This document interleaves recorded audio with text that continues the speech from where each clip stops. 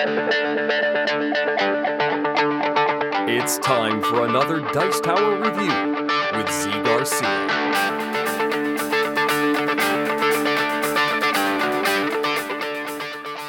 Hey everybody, today I'm taking a look at Legendary Inventors, in which you are going to be using your team of inventors, real inventors from history, in order to utilize their knowledge, deploy some area control little cubes out there, make these inventions, gather victory points, walk away the winner of the whole thing, of course. Let me show you how this works, then we'll come on back and I'll tell you what I think of it.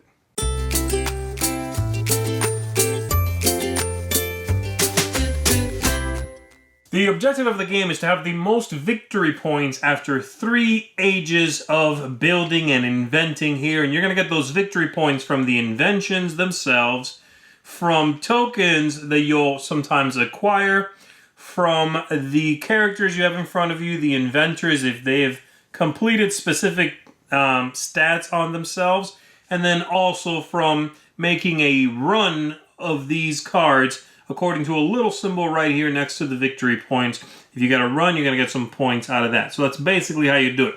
To set up the game, everybody gets a team of 4 inventors in the same color. So in this case, the 2 players. And you are going to set your tokens where it tells you to set them. These tokens will come out of these spots here. So you set them where they go.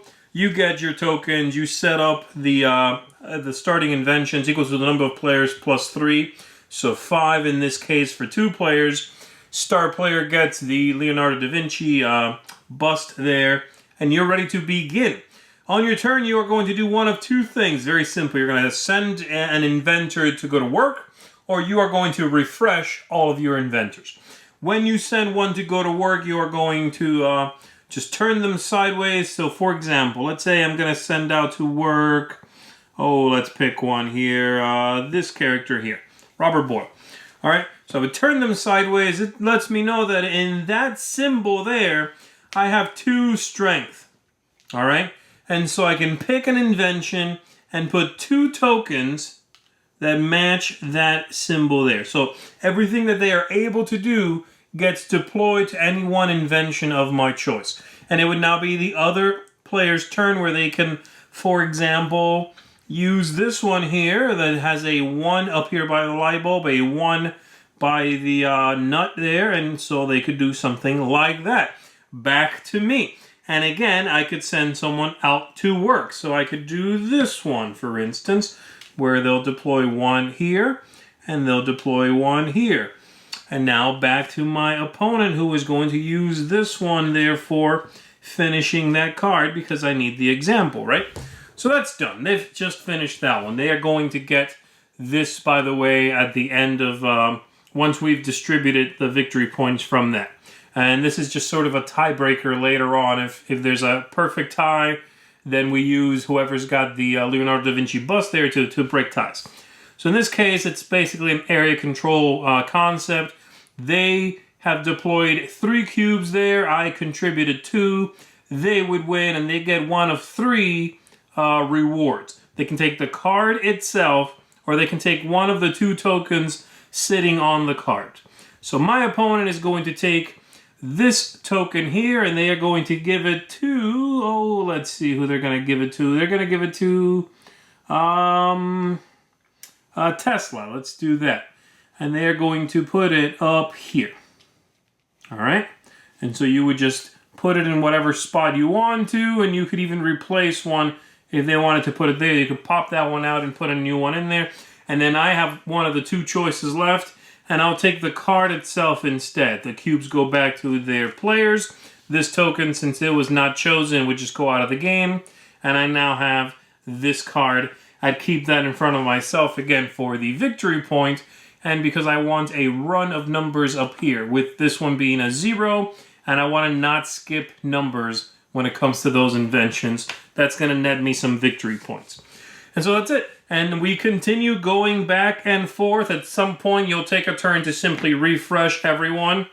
And that's your entire turn. That's all you can do for that go. Okay? Once these are gone, except for 1, then that last one is simply discarded. Everyone gets their tokens back. And we are going to deploy a new set of cards from H2 right here. New inventions. And once again, continue deploying with your characters cubes to invent the thing. As the game goes along, of course, your characters will be getting better if you are taking these tokens and putting them in the appropriate, spots on your characters. I do want to mention that every one of these tokens, by the way, on the back of it has a 1 in anything. And so if you gain a token that you don't necessarily want and you really need to upgrade a character to a 1, then you can do that with all of these tokens. But usually they're better than that. They let you go to a 2 or a 3 or a 4. They give you straight up victory points. They let you deploy more cubes later on when you would use an inventor. This one lets you deploy 2 extra cubes of whatever, and so on. And this is what they do. Once you put out the new set of cards, you would reach in the bag here and put 2 tokens on each of those cards and keep on playing. At the end of the 3rd round, well, these are all the same. That's weird. At the end of the 3rd round, the 3rd age, by the way, you are then going to score up your victory points. If you are able to get the right combination of goodies right here, of stats. In this case, this character needs, next to the gear there, next to the nut rather, a 2, and then below that a 2 as well. If you get that on this character, you're going to net 3 victory points. They have learned what they need to learn, hence you get some victory points. You get some victory points for the cards, for the tokens, and then for the run of symbols, depending on how many you've got, you get more and more points. And that's basically it. Most points at the end of the game is the winner. That should give you a pretty good idea of how the game flows. So let's go back up top and let me tell you what I thought of it. So there you go. As you can see, the game is very attractive. I like the illustrations on the inventions. The inventors themselves are very lovingly illustrated. There's been a lot of care put into this artwork and the production as well. For the most part, I really like these character tiles. They are very thick cardboard. Not sure if you can discern that, but these are very well made. And the only thing I have an issue with in the production is the tokens that go in these spots are pretty flimsy, and they fit in here very snugly, and so they're going to defray. Because you pop them out all the time throughout the game, and I wish they were a little more loose and made of something as thick and industrial strength as these. But unfortunately, that's where the production sort of falls short a little bit. But having said all of that, the game is interesting. It is an engaging game. It's sort of at the beginning of the game. It's very it's almost low involvement though. On your turn, you just pick a person and you throw some cubes out there, and so that turn angst and sort of what you're going for is not really going to be there a whole lot, By the end of the game, or near the end of the game, there is some of that. You really need that one specific invention, so you'll focus on that, you'll put your energy towards it. But for the most part, it's sort of an easygoing game at the beginning, And that's fine, because I think what they're going for here is the family market. This, as I said, is based on the builders, which, by the way, is about a quarter of the size of this box. And yet that somehow feels a little bit heavier than this. This is very light, and this is not really sort of what I was expecting. I expected there to be more gameplay in this.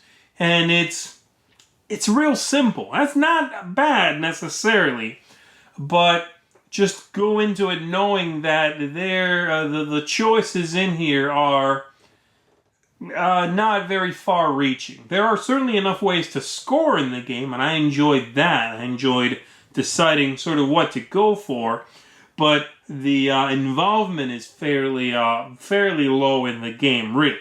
So, the theme is also very, very pasted on, of course, but I think it's going to be a good one for, again, if it's utilized as a family game, this could be a game that can be played with the grown-ups and the kids at the same time, and it could lead to some interesting discussions And in fact, they do include this book right here, this, they call it a biographical booklet, with some interesting information on these characters in the game. And so that's really sort of what they're pushing for here, it would seem to me, which is interesting and gives this box more value than just the gameplay and the very attractive artwork. You know, if you're going to get some good discussions out of this, then I would say it's certainly worth it. I'm going to give this one a seal of approval.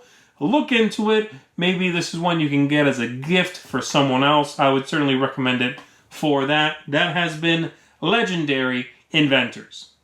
Thanks so much for watching the Dice Tower videos. Find more great videos and reviews, as well as our top-rated audio podcast at Dicetower.com. You can also find other great shows at DicetowerNetwork.com. I'm Eric Summerer, and you've been watching The Dice Tower.